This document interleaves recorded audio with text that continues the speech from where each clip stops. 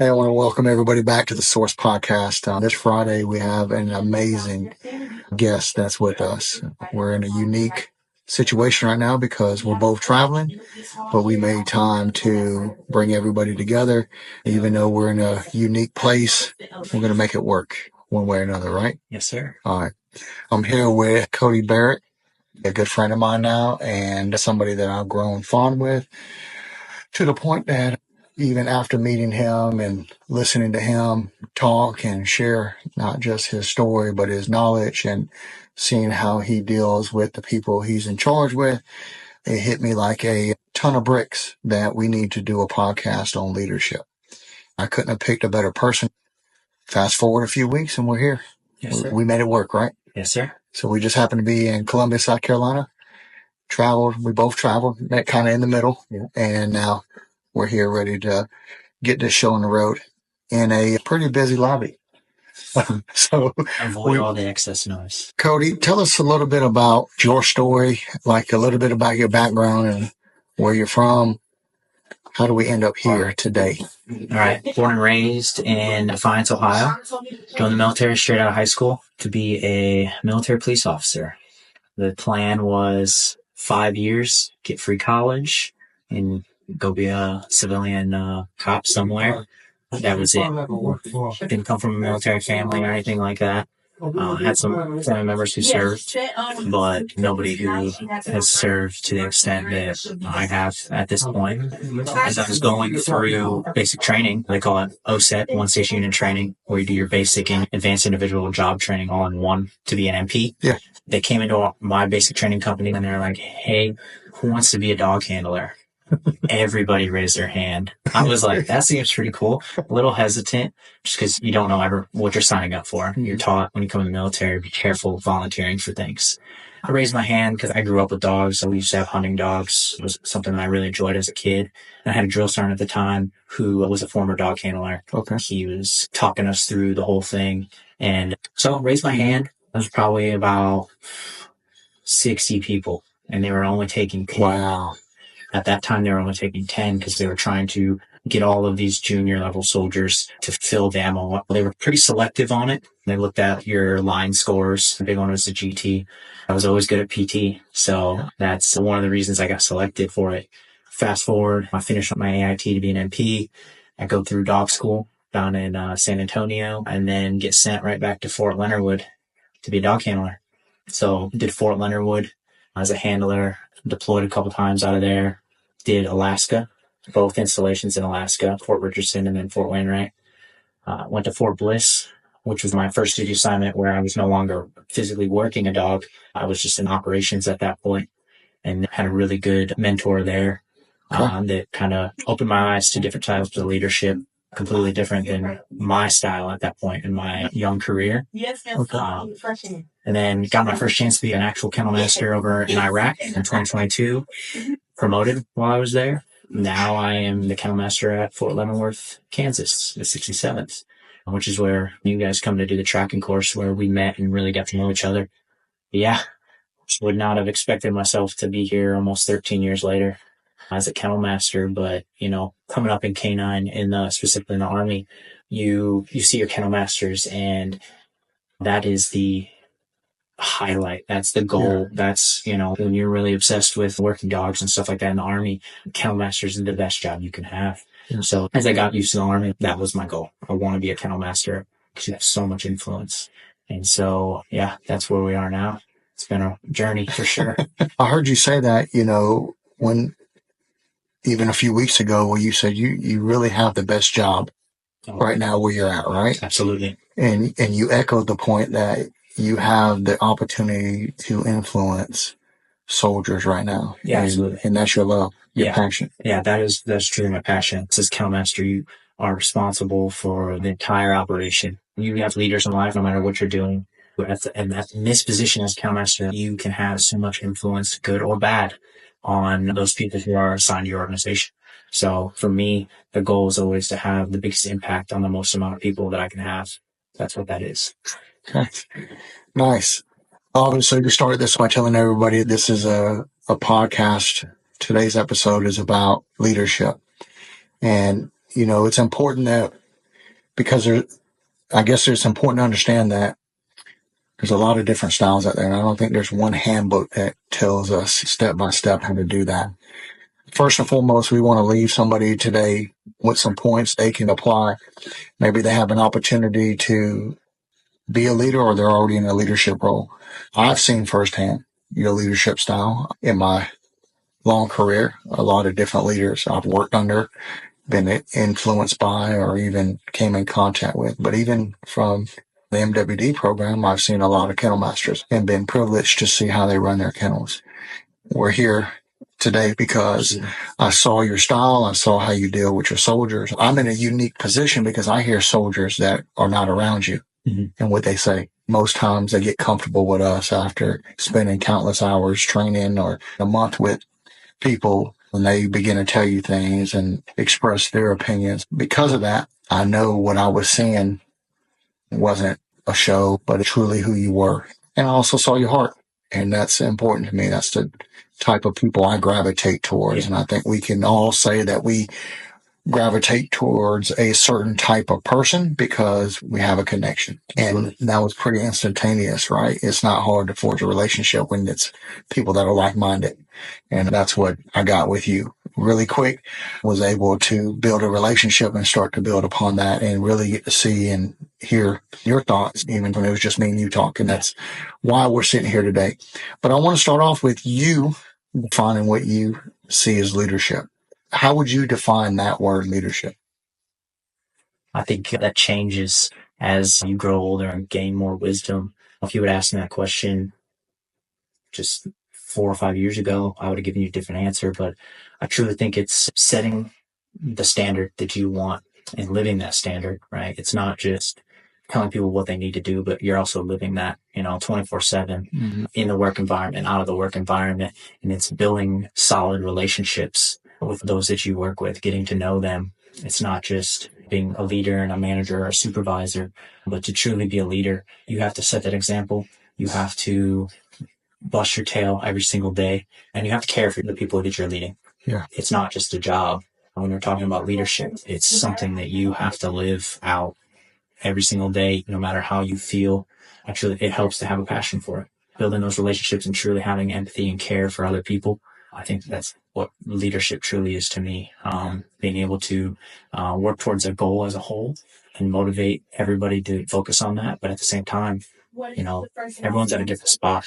Leadership to me is being able to meet people where they're at, get them to work towards that goal as a whole and as an individual. Which is pretty neat because you don't hear a lot of people come from that perspective per se. A leader can take on many different forms and different styles, but it's not often that you hear a leader really say that they're doing what they do because they want to influence and make others better. Really, a lot of perspective is, well, how can my people make me better? Although we want to say, okay, we're going to lead from the front.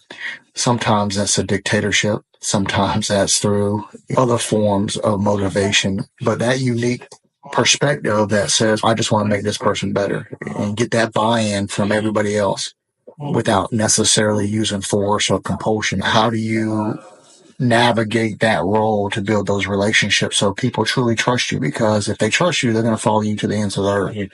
Which leads me into, because I know you, and a lot of people listening to this may not know, but you're a Christian. And so how does your faith play into that role as a leader? Yeah. So, like I said, it's all about growth. I've always believed in Jesus Christ, our Lord and Savior, but it wasn't until the last 2 years where I was always passionate about leadership as a whole. And I just was always trying to look for, how can I be a better leader? How can I help my organization? How can I help this kid or that soldier or whatever it may be?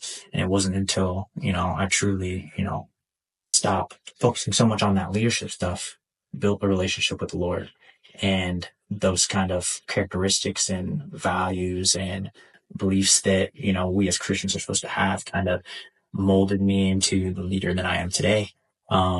And the biggest one, like we were saying before, is the empathy, right? It's a truly caring for people understanding where they're coming from. That's the biggest part, because my faith is everything, right? That's number one priority in my life.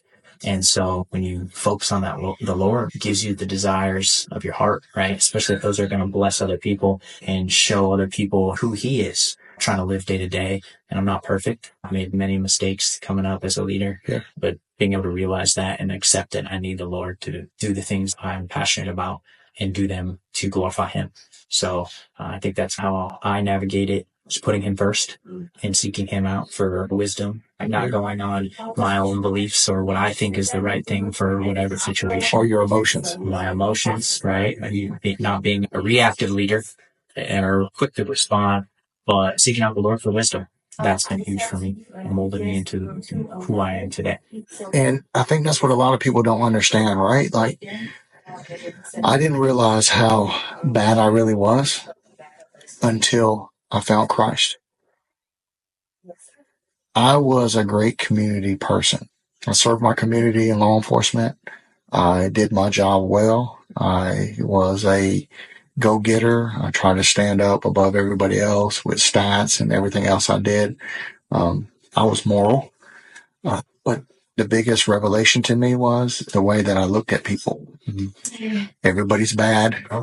My goals were to get the stats, place people in jail, do whatever it took, step on whoever I needed to raise my position, and I had no empathy or sympathy for anybody else.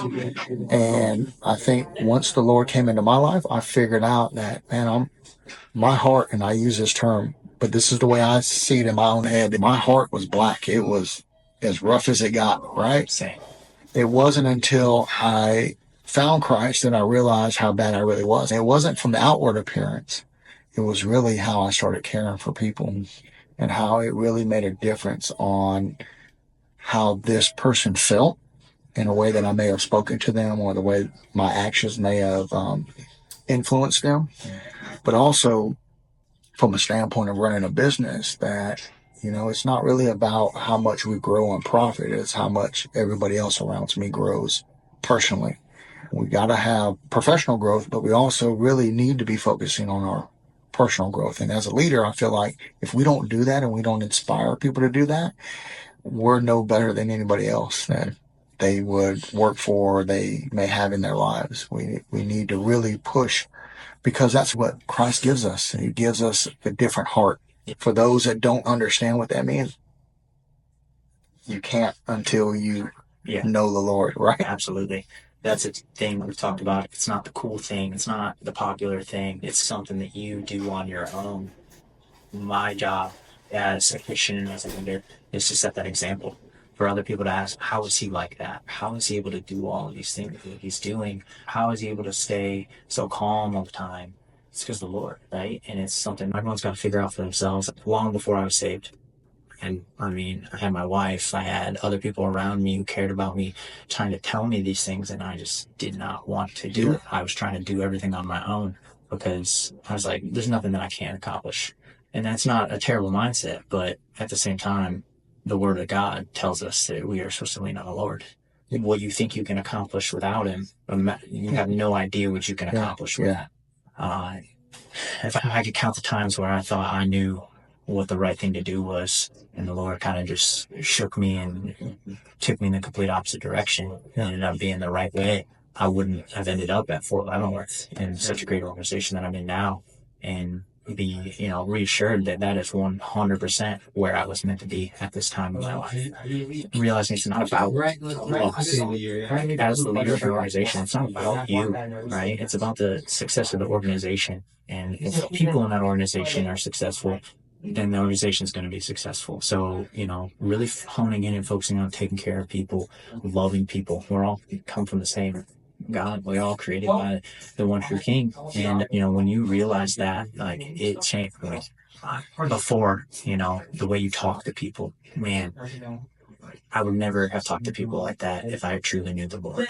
Yeah. So, there's people who know me from before my BC days, and they're like, What'd you call it? BC days before Christ, right? And They'll talk, oh yeah, I know him. He's super mean. He's angry all the time. I'm not that person anymore. Yeah. And the only thing that I can credit for that is the Lord. Yeah. Because he's giving me a new heart.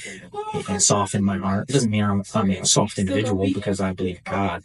But he's just giving me a new way to look at things, a new way to look at people that, you gotta meet them where they're at and make them successful. It's funny that you bring that up because you say the Lord gave you a different perspective and a way to look at things. Coming up, I didn't come from money, started a business with a shoestring budget, scrapping, pulling out from it, and the amount of miracles that were performed to get us to where we are today.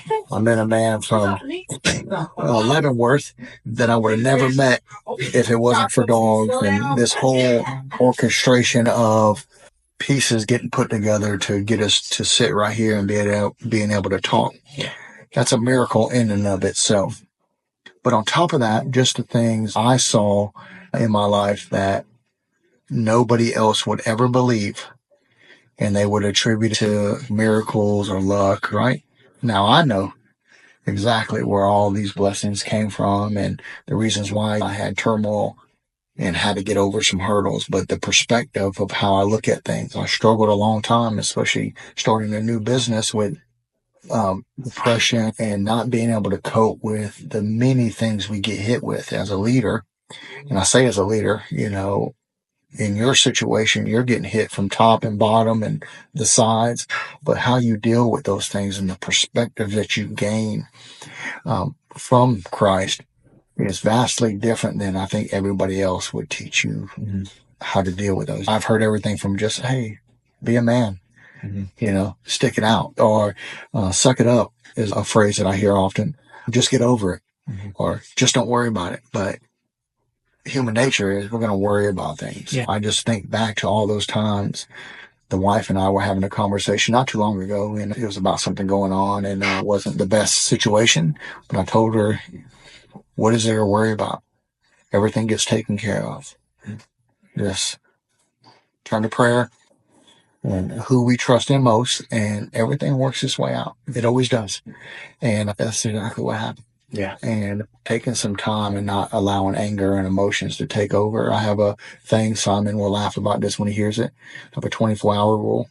Anything that gives me a little bit of anger or pushes my buttons, I always take 24 hours before I answer an email, before I make a phone call, just so that I can gather my thoughts, get my emotions out of the way, and address things in a way that's level-headed, if you will, right? Yeah. Because I don't want to show in ways that doesn't bring light to him. Mm-hmm. And even in business, sometimes it's not the most popular decision, especially when you talk about numbers and stuff with business, but it's always served me well to go that way. Yeah. In your experience, you saying that brings a lot to me as well, and triggers a lot of things in my head looking back over the years on really doing what he would have us to do, seeking that guidance from him. Yeah. And it's all about having faith in him. That's what the whole Christian belief is in. Believing in death and resurrection of Jesus Christ. It's funny because my wife and I lectured for our church in our home.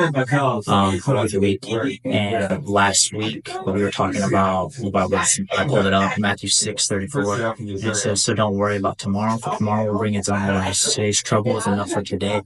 We were talking about that and what that means, right? Because that's the thing about reading the Word of God is trying to figure out what does he mean.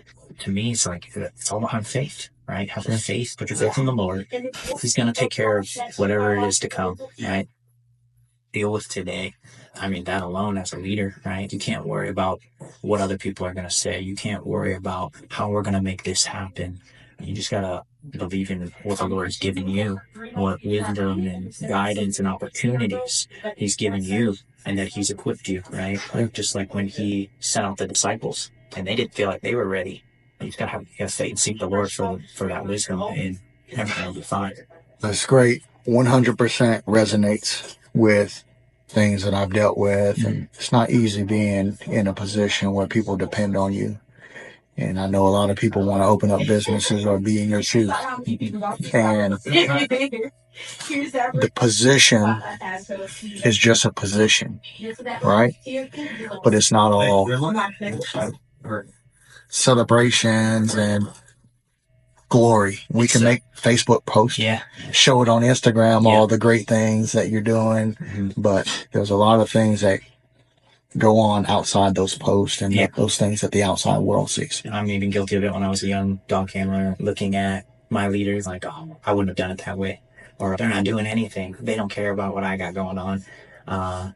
Unfortunately, that might be the case some places, but I know there's quite a few really good leaders that I associate with program, people who have gotten out that, they're the hardest workers in any organization that they're in. Sometimes it's just because you can't see what's going on doesn't mean that there's not stuff going on behind the scenes. So, and it's funny because some of my soldiers sometimes will talk about they don't understand how everything around us can seem like it's going wrong, and I'm so calm. And that's just the Lord. I used to be the one running around worrying about all of these things that need to get done. And, there's just a sense of peace that comes with it when your faith is in the Lord. A peace that you can't explain. It's hard to put it into words. All the chaos around you, and it's just like, shit could be on fire. I'm good. Dancing for the Lord. So here's the number one question for you. Are leaders born, or can we create leaders? We talked about this before, and I've been thinking about it. I knew you were going to ask me this one. Simply put, leaders can be built. But we take that term born literally, like from the first day of life. There's things that happen to you throughout your life. How you view those things or react or recover from them all go into who you are at this point in time. That's why I lean more towards the built thing. It's all about how you embrace the adversity, whether you're going to get something out of that situation or opportunity, or it's just going to pass you by.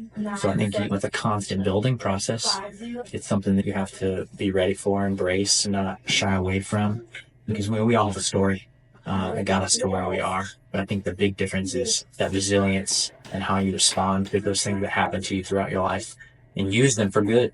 They can go into being built into a leader. Okay. It starts before, for me, before the military. It has to do with how I was brought up and the challenges that, I went through. And everyone's got one of those stories.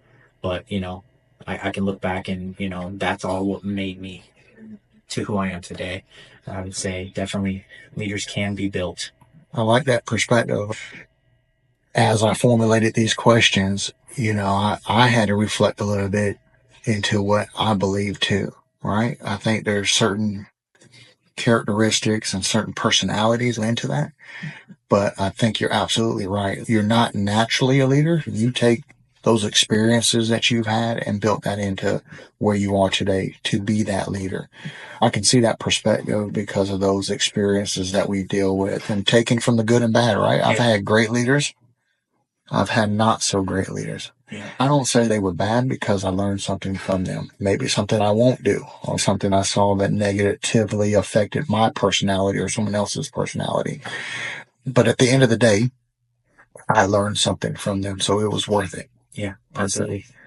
Tons of those experiences. But you are acutely aware of the learning experience you can take from it versus just brushing it off and not learning from it. Yeah, I think it's a waste of time if you find yourself working under someone who you don't feel is a good leader and you feel like there's nothing you can learn from the situation. Yeah. You're wasting potentially years of working with that person than looking at it from the glass half full. There's something I can learn from this individual. And as harsh as it might sound, it's what I don't want to be or how I wouldn't handle a situation, right? And I'll say there's also sometimes when I look back on, my career, and there was times where I said that. And at this point in my life, due to life, I understand where they were coming from. And I think that's a super important perspective when you're looking at those appointed above you. Everyone's got a different perspective. And you might not always understand why they made the decision that they made or acted the way they acted. But trying to understand that and reflect on it, sometimes you'll be given some insight into that and some wisdom on that. So I think that's super important. Take something from everybody. You can take it from multiple people. There's good and bad things from certain individuals, even myself. I would hope that people can learn from. If I have someone that I'm working with or someone I meet that doesn't like me, that's okay. Not everyone's for everybody, but hopefully you learn something. Hopefully you learn and you develop yourself over, hey, I don't want to be like Barratt. And that's okay. But you can't waste that time. That's precious time that you're not going to get back. So you wouldn't recommend just complaining all the time and not taking in what's being either heard or taught, or, whether it's intentional or by accident. Because I see so many people spend their time complaining or griping about something versus contributing to either the success or learning from the situation. And it may not be the way I would do it. However, again, like you said, there's something to learn, right? You gotta be the change. Coming up through my career, I had a few good kennel masters who I emulate myself after and try to take not everything from that they did, but certain things that I'm like, man, that's a great leader. That's a great kennel master. Take those little things and apply them to myself. Complaining, be the change. If you don't like it, bust your tail, do what you think's right. In the Army, get promoted. In the civilian world, get promoted. Start your own business and be the change that way. Change comes from the top, right? So I think when you take it that I'm going to make a difference by not just sitting here and complaining, but, doing the things that I need to do, whether it's the Army that tells you need to do these things to get promoted, or you identify them yourself, right? Doing self-reflection. You got to do those things to be the change so that way you can get into that position and make it better for other people. Yeah. So that was a big thing for me throughout my career, striving to get to where my goal was to be a kennel master so I could be the change. I'm definitely guilty of complaining from time to time. But, I think as you grow older or you self-reflect, you realize that's not making anything better. Yeah. I tell my guys all the time, sphere of influence. We all have a sphere of influence. For me, it's the entire kennels organization. You have your sphere of influence, if that's a team leader in a kennels or a squad leader. Take care of your sphere of influence. Be the change there. Take care of those people in your sphere, and everything else will take care of itself. Those individuals that work for you will remember that. You'll remember that 5 years down the line when they're reaching out to you for advice or when they're your peer. Complaining doesn't help any of us. Whether you're in by title, a leadership role, you're not, like you said, you still have a sphere of influence around. And what are they going to remember you for? Oh, that was the person that always complained about everything. Or on the flip side, oh, that's the person that always gave the good advice and always stayed positive and looked at things from a different perspective and encouraged us to look at it from a different perspective. You're absolutely right. That's what they're going to remember. One day they're in that leadership role, and what do they remember you at? You're BC, right? Yeah. You're before Christ. Then. Yeah. And then they get to know you, and they're like, oh, man. So that memory of you is hard to change. Yeah, and it is. But you can't live in the past. You can only continue to develop and get better and try to be a difference where you're at the time. If those people want to come around and give you the opportunity to see you from a new light, then that's wonderful. But if not, don't worry about tomorrow. You can't worry about what's in the past. Don't look behind you. You got to continue to develop yourself and move forward. That's absolutely right. And when you talk about the sphere of influence that you have as a kennel master, and again, I'm talking from experience. A lot of these listeners don't know you, have never seen your kennels, never seen the people that you work around every day. And by no means am I saying you're perfect or I'm perfect or anything of that nature. So I don't want to come off in that sense. But again, I've seen it firsthand. And when you are in that position, it's hard to build rapport. It's hard to build good morale. How does Cody go about building a good rapport with the people that fall under his sphere, and building that rapport and that trust that comes with that? I think it comes, one, your quality and your commitment to your work, to your organization, and to the individuals in that organization. People aren't stupid. They can tell when you're genuine and you care, and that's a big key. You got to be genuine, right? Because they'll quickly call a spade a spade. From that point, it's hard to dig yourself out of that hole. You truly have to be genuine. You gain that trust in them through hard work, through taking care of their needs. In the Army, that's a big thing about leadership. You got to take care of soldiers. You got to take care of people because they're the ones that are out there. I don't do nothing, right? I just make sure they're taken care of so they can do the work military no kennels gets credit for. Yeah. So, being that genuine leader, not The big thing I found is not treating them like they're just work. We break bread together. I invite all of my soldiers over, open my home to them. It's not a requirement, but I find when the people who work, I don't like saying for me, because we're a whole organization. We're all part of that, and we just have different levels of responsibility. But we're equals, right? Yeah. The only thing that separates us is our pay grade, Responsibility, right? yeah. And responsibility that they tell us I have to do X, Y, and Z. But when they can see you from truly who you are, right, in your out of that work element, in your home with your family, that starts to build that trust. When you show concern for them and their family and the things that are important to them, I think that also starts to build that rapport and that trust, and just going an extra mile for people, because it really is all about the people. Yeah. So you have to take care of the people to make the organization successful. Well, I'm a person of observation. Mm-hmm.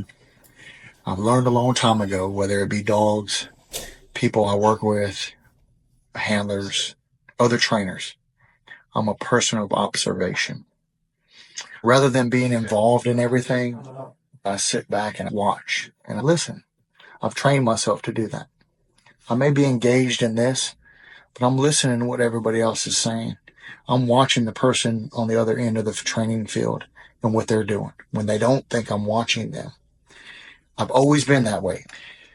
Some of the best trainers that I've ever hired or ever had the opportunity to work around are ones that I watch from a distance and I see what their character is. What do they do when people are not watching them?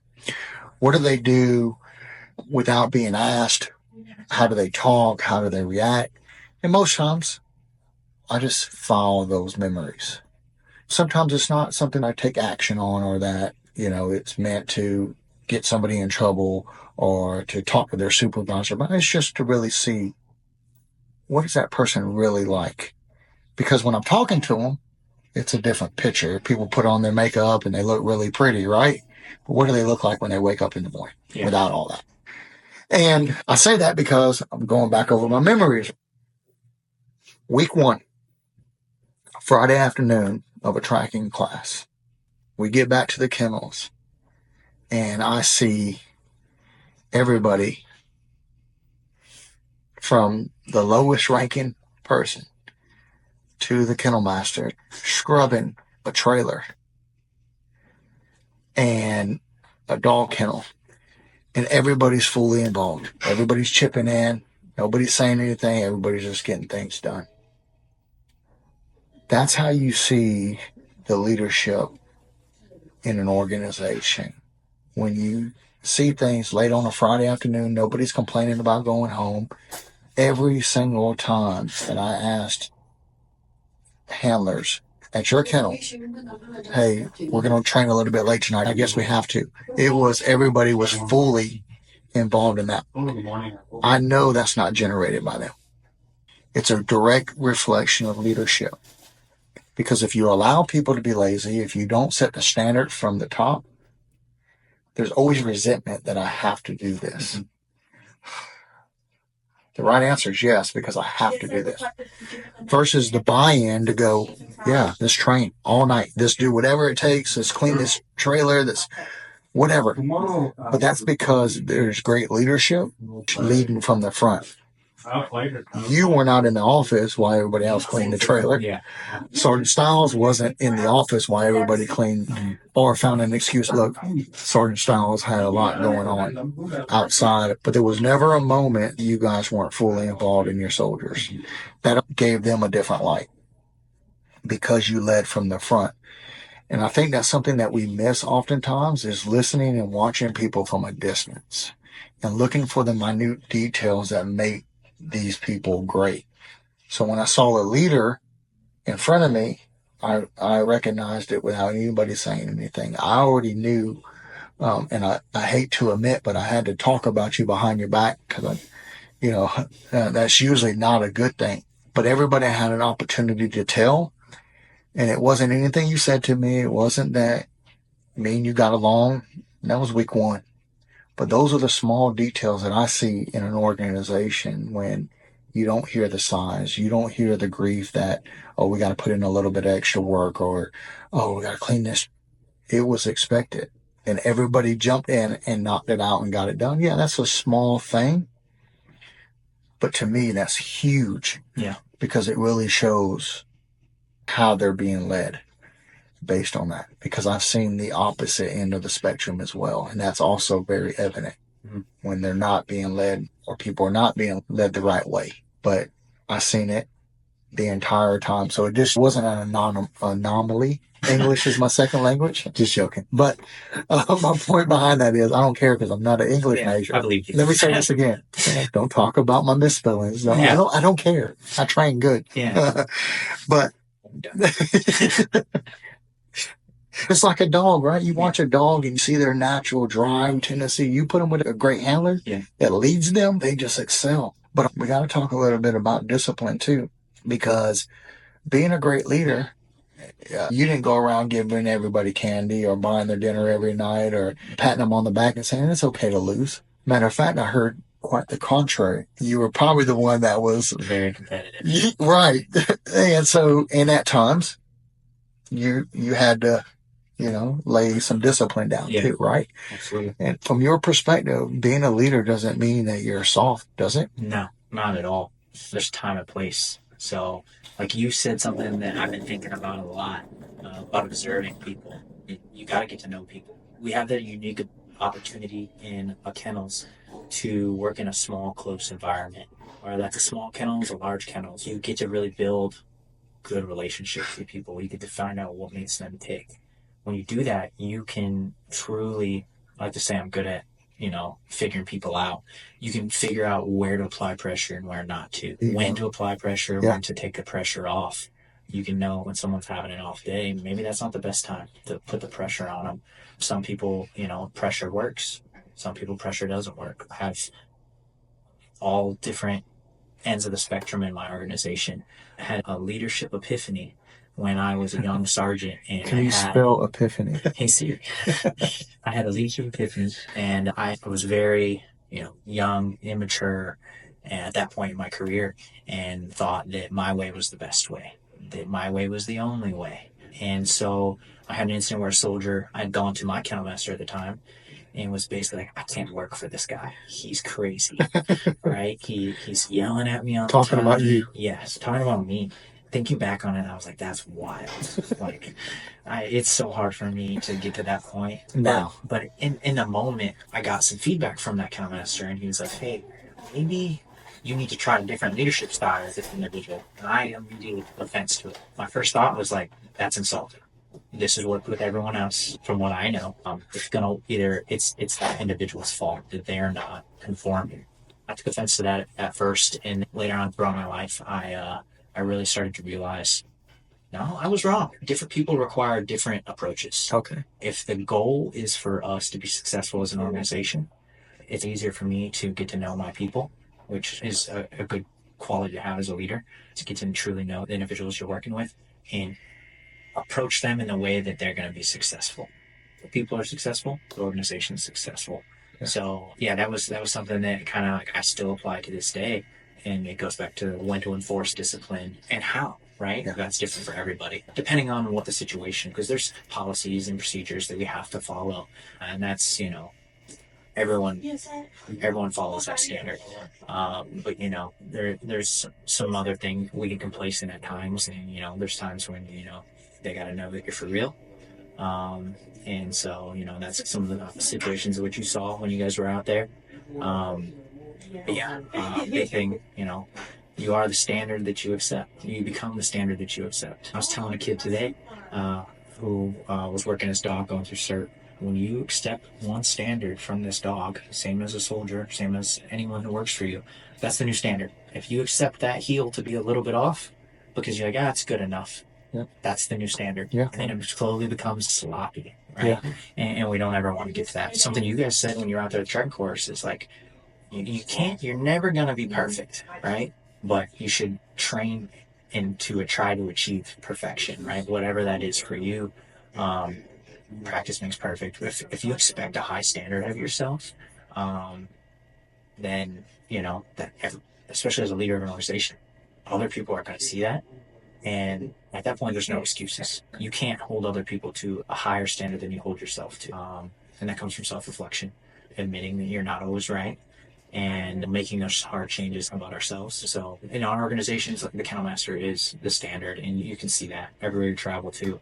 You see it in the culture of the organization. That's right. And that's a big thing for me is the culture, right? Create a culture where people want to be. Create a culture where people want to achieve what their best. And it comes through having a high standard. I hold myself to a very high standard in everything I do. And I think that's something my soldiers see, soldiers around me and my peers see.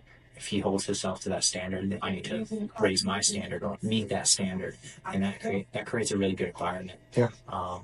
And then as a leader, you're identifying that and helping those people get to that standard. Yeah. Everyone also has different, if you're at the top of that organization and you're achieving things at a high level, holding yourself accountable, taking ownership of that organization, good or bad, then, the members of that organization see that and then they want to be better too. Yeah. And that all comes back to culture. I think you said something that really sticks out in my head where you recognize that not everybody can meet your standard. They may be able to exceed you. Yeah. But there's different levels, right? But the key is still aim to make that person better than what they may feel they can be. Yeah. A great quality of a leader is recognizing that everybody's not the same. Because of that, if this person is not there, you're aiming to raise their abilities or their standards to a whole level and influence them in a positive way. Sometimes that is discipline, but as you said, discipline comes in many different forms. Some people take, punishment, like, you gotta go. I was that person. Go get you, right? Yeah. And then some just need hey, meet me in my office. Yeah. I think that what you just said comes from when you build those relationships, because then, if they know that I'm disappointed in their actions or how they handled something or their lack of effort, they know I don't have to say anything to them. Yeah. They know that they're better than that because I've got them to believe that they're better than that, because they are. I don't just say that because I'm making them believe they're better than they are, but they know, and we've had conversations one-on-one, that they aren't pushing themselves hard enough. They can achieve much more than what they're giving. You build those relationships and they can just tell, right? And most of the time they'll come to me and they'll be like, hey, sorry, I gotta talk to you for a second. They'll be like, hey, I just want to apologize. Or when I was like, you apologize to me? Just be better next time, right? And I say that because I know that they take that and wrong, but again, that all comes down to the culture we create in our organizations. Yeah. Something to be proud of, right? Putting so much more effort if it's for something that you're proud of. Sure. Yeah, I mean, I look at the grind that I do every single day. The focus is not putting in the grind. It's based on the reasons why I want to. I think about why I love what I do every single day, and it is the people I work around. I have a privilege to work around the people that I work around, and I truly 100% believe that, that I have the opportunity to do that every single day. It's a blessing. And not very many people get to go to work every day and love what they do. Absolutely. We're here talking late in the evening, travel, but we love what we do. The number of people that I know that actually love what they do is fewer than the ones that do it because they feel like they have to. We talked about the sphere of influence and how you build rapport. What does mentorship play in this big picture of leadership? For me, mentorship was something that it's not something that is really talked about a lot within our program, but it's something that I learned a little bit later in my career, the importance of having a mentor and being a mentor, right? But it's unique because it's not the same as leadership. Usually you're going to a leader for mentorship. You have to share the same values. I 100% believe that. You have to share some of the same qualities when it comes into mentorship, and because it's a relationship that only works if both people mutually agreeing and putting in that effort. That's why finding somebody who shares the same values, the same work ethic, the same beliefs, somebody that you aspire to be like, and having that conversation, because a mentor is the one who's going to tell you you don't got it all together all the time. These are the things you need to work on, right? You have to be able to accept this person's constructive criticism at times. If you lack mentorship, you're going to be missing out on a huge opportunity to grow as a leader, as a person, It's something that we don't really do a lot of. Sometimes it takes too long to build that relationship, but it's something you need. If you don't have one, you seek one out. It is a mutual relationship. If you're going to be my mentor or vice versa, that question has to be asked, because that's, I mean, at least I think any mentor that's worth asking that to, they're going to put their time and effort and their heart into it, because they want to make you better. If you're not getting that, that's just a supervisor. This is somebody who's checking on you, holding you accountable, and making sure you're doing the things you need to do to achieve your goals. The crazy thing is, I don't think we use that enough. Oftentimes we find ourselves in a bubble where we say, well, I'm leading. Again, this could be a sports team, this could be a small group, this could be a whole organization, right? And we find ourselves at the top, and then we find ourselves being a dictator versus being that compassionate leader that understands that I don't have all the answers. Yeah. Not only makes me better, but also challenges me to continue to push and strive to be better than I was today. Yeah. And, at the same time, those that are not scared to chastise me either and give me the discipline that I need sometimes to keep me in my right and left limits, because sometimes we get too big for our position, right? Yeah. Which brings us into the moral aspect of what we do, right? Technically, there's no one out there every day watching you, right? There's nobody checking in on you. There's nobody that's checking your time clock, making sure you're there in the morning at X amount of time. Matter of fact, you don't even really have to show up to PT or do any of that if you don't want to. That's correct. I think you could probably leave around noon if you wanted to, but obviously you don't. So how does those morals and those ethics come into play, not just as a leader, but also, quite frankly, as live with what's in our heart, right? Yeah. And what Christ plays the role in how you dedicate yourself to your organization. I think some of that comes from I was built to, well before the Army. That comes down to what I was built into me in my work competitiveness and drive to make my organization whole and, make all of my coworkers, my soldiers successful.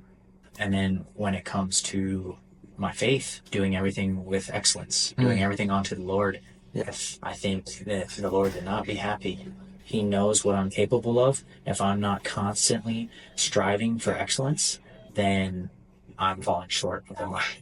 Yeah. And it's something, it does come from that relationship with faith, my faith. And I think it's that competitive drive, that desire to be the best that I can be.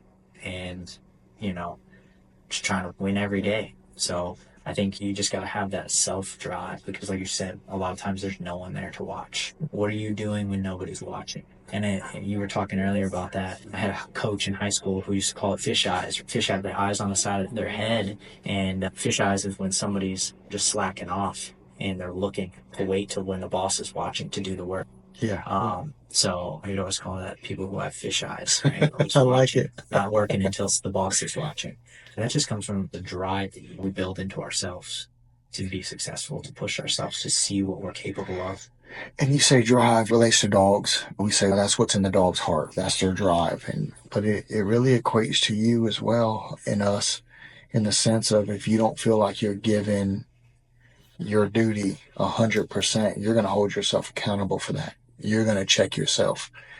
I often say that I go by what's in my heart, and that's really one of our core values with CCU is do what's in your heart.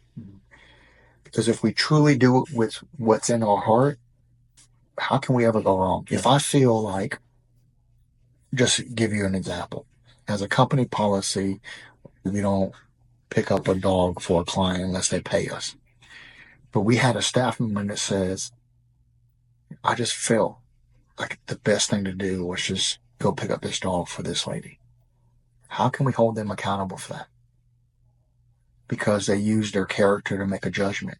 Oftentimes we have this feeling that we're not giving our all, or we talk to somebody in a way that we shouldn't have, but we don't fix it. Mm-hmm.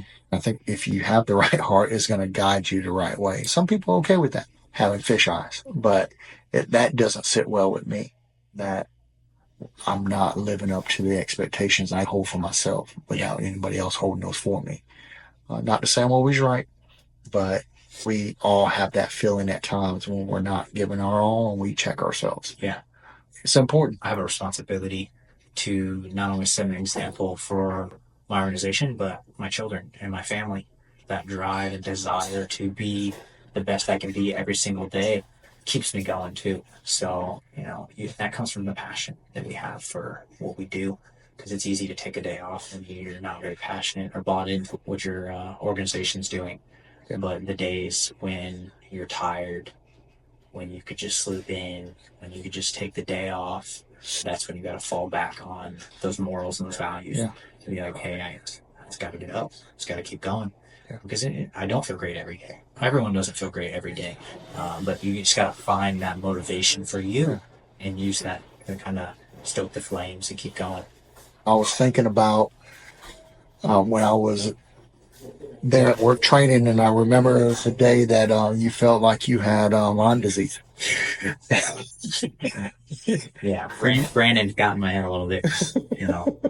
He's a survivor of Lyme disease. I just wanted on record that you went to the doctor for that, which I would have never done. I would have just ate mud or chewed my fingernails and got better, healed myself. But you actually sought medical attention for this.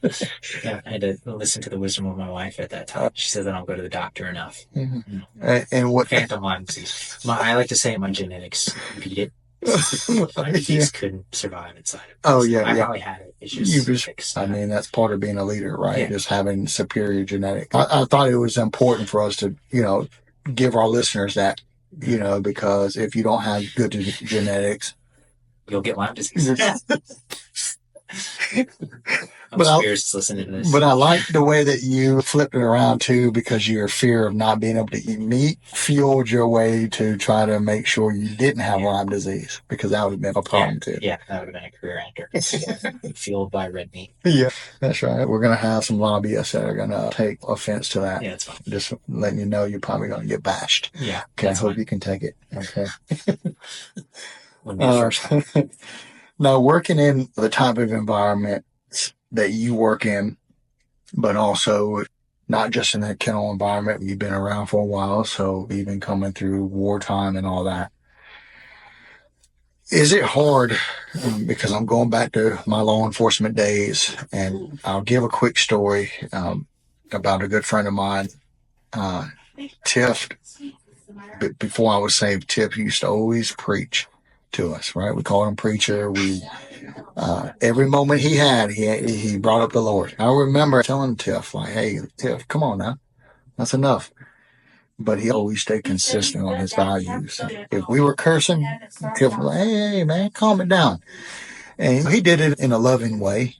But my point behind that is, years later, after I was saved, I called Tiff because I really appreciated the fact that he always stayed consistent, even when we gave him a hard time. Mm-hmm. Tiff was a friend of ours, and we could give each other some banter at times, and Tiff didn't take it personally. I think if someone else would have said some of the stuff we said to him, it would have been a fight, just the way Tiff was. But my point behind that was, I was so thankful that he stayed consistent in that image of Christ, even through the environment that he was in, which was the law enforcement environment. I'm not saying that law enforcement is a breeding ground for heathens or anything of that nature, because the law enforcement that I came accustomed to over my years, they did have morals, they did have standards, but they weren't necessarily Christian.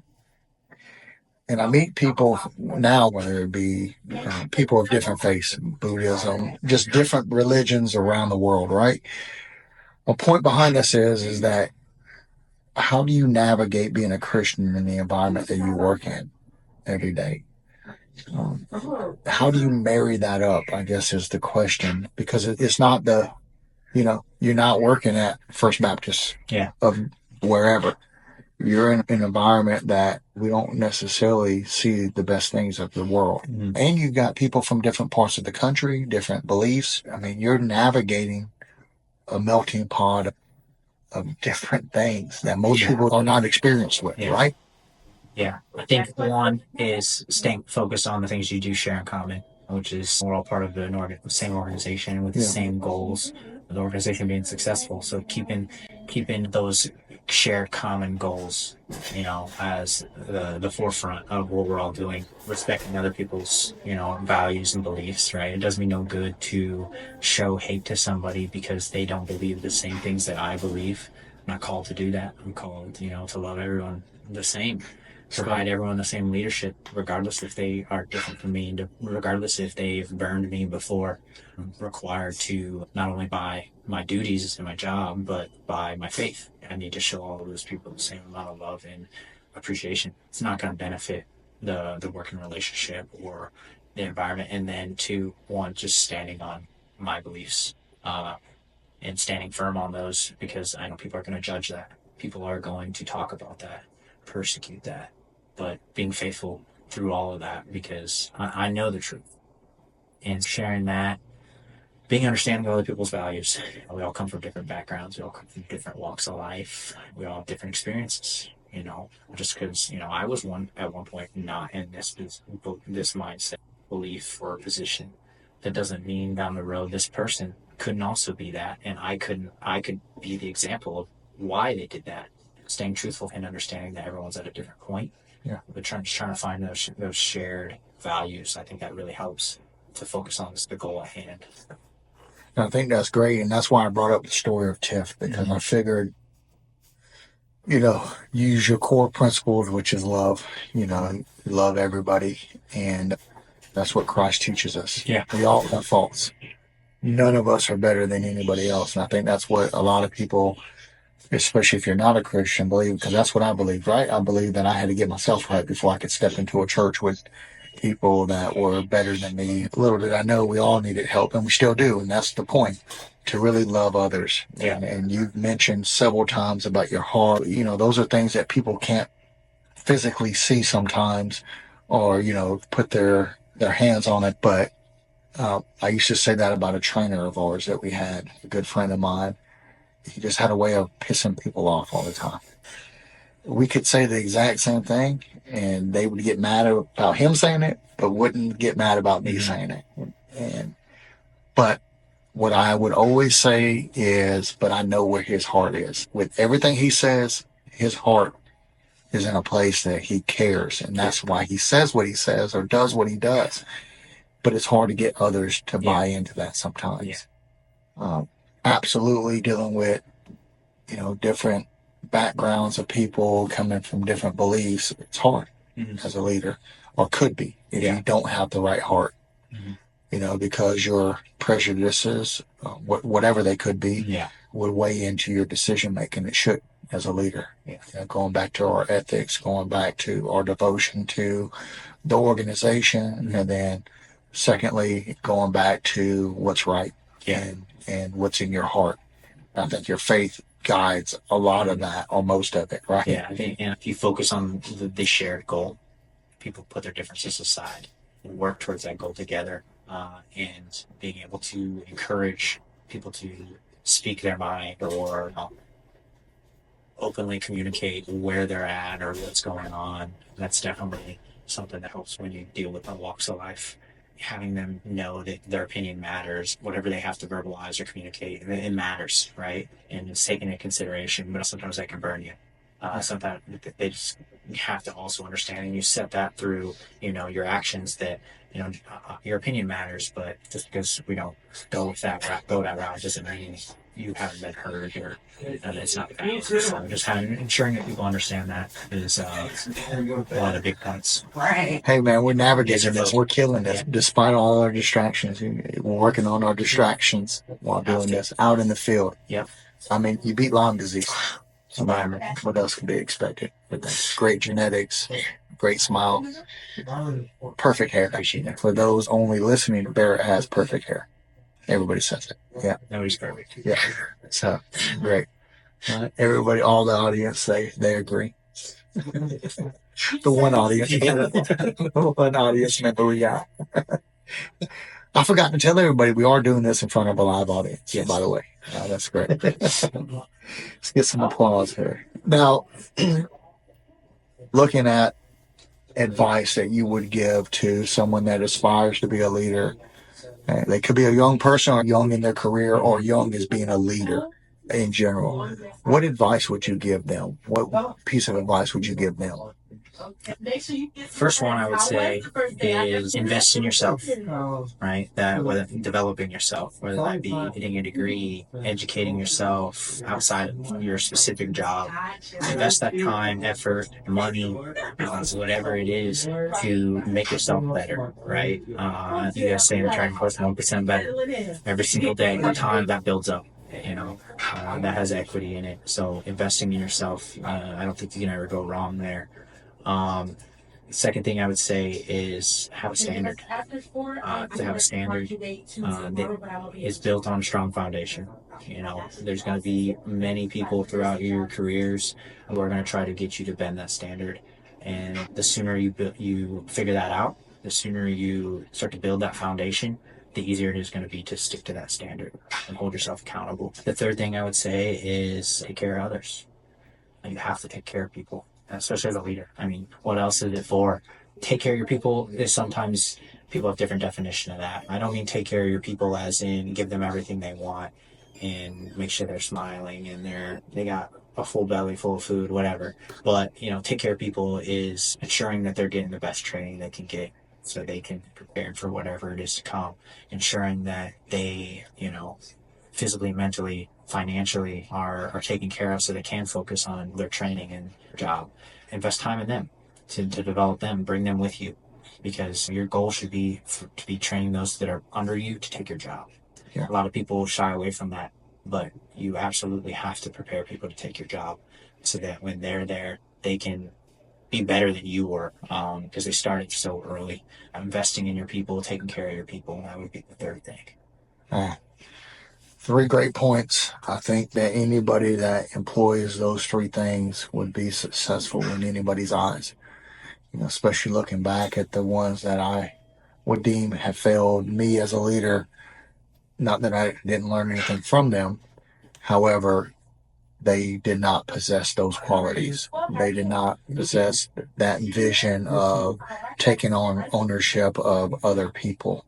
They took it as an opportunity to be left alone, to isolate themselves, and to not have to answer to as less people as possible, right? Yeah. Versus investing in the ones that they were surrounded, were winding it down. But there's one last thing I want to ask you, and if there was a legacy that Sergeant Barratt left for people to remember him by, what would your hopes be that would be?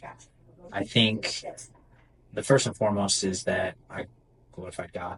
That's the most important thing to me in my life. I would say that goes along with that is that, I gave 100% every single day.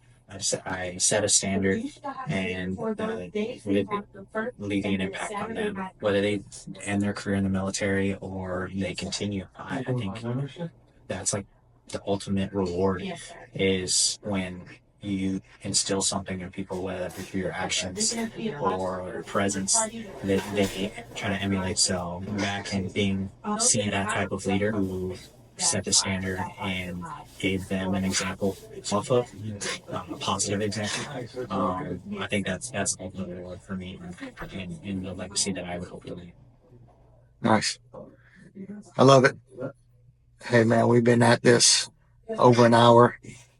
It doesn't seem like that long. No. We're just having a conversation, which is great. We started this off by saying we traveled, we got together, we kind of met in the middle. It was well worth it in my eyes. For one, I love seeing you.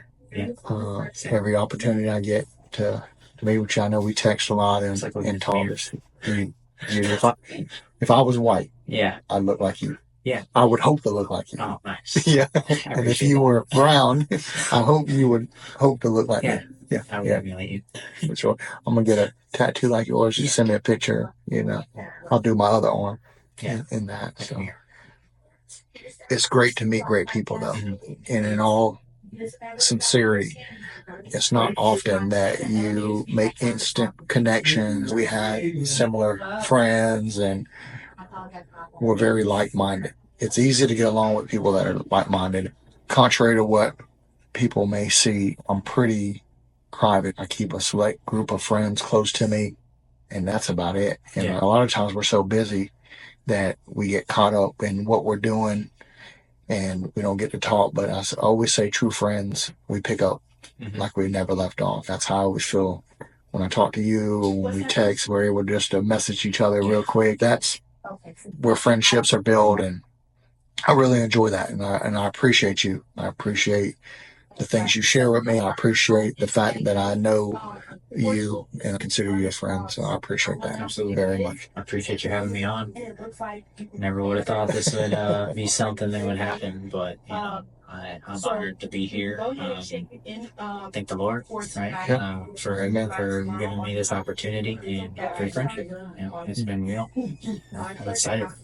The hopes of what we do with Source is that we provide one thing that somebody can learn from, right? If they spend the time to listen to the content that we put out, or the things that we want to bring to others, it's, really I want to give people the glimpse of what I got to see, right? What pours into me every single day. Elevating myself, surrounding myself with good people, like-minded people, but most importantly, people that inspire me, people that I listen to talk and I'm like, man, that's great. Let me put that in my pocket. Let me use that one day. I need to continue to invest in myself through this content. We're not here to entertain. We're here to teach lessons. We're teachers at heart. Yeah. From day one, we just wanted to train dogs, to train handlers, and invest in people to make them better. Dogs gave us that opportunity, but that was the ministry. That's what brought me to meet our one audience member here in Madison. It's the first time she's been mentioned on the podcast. First time she's been in Columbia, South Carolina. I got to share some stories with her on, the many years I spent in Columbia, South Carolina. But I bring it back here to meet a good friend of mine and to give our listeners a glimpse of what I got to experience and learn. It was just, how do we pack all this in a reasonable amount of time that people don't have to listen to 5 episodes to get what you have to offer, and the knowledge, the experience. Unreal. Yeah. I don't think you can get this type of content or knowledge from years of training in a short period of time. They get to hear a man that's built to where he is right now and having such a positive influence on the people around you. It's amazing to see. I'm just waiting on the next 13 years, maybe 30 years of your career, because I'm cheering you on, man. So I wish I could work for you. Yeah. Can I enlist now? You could. Or am I too old? No, I got you. I'll send a waiver. I would love to work for you. I enjoy training with you, even sharing dog knowledge. It's great times. Thank you from the bottom of my heart for coming on knowledge with everybody else.